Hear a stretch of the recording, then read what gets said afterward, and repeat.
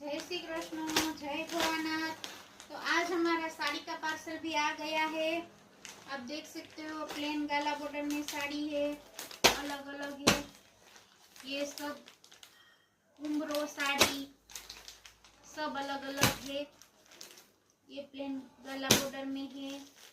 ये खास करके सोमवार की पूजा के लिए सब मंगा रहे थे, व्हाइट कलर की, वो भी आ गई है। ये सब व्हाइट कलर की साड़ी है पूजा में पहनने के लिए। ये भी एक बहुत अच्छी साड़ी है। लेरिया भी आ गया है। ये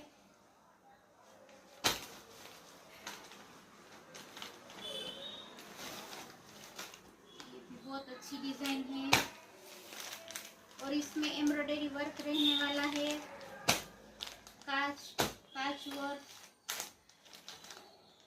सब अलग अलग डिजाइन आ गई है साड़ी में। तो चलिए साड़ी वाले कस्टमर फटाफट आ जाइएगा।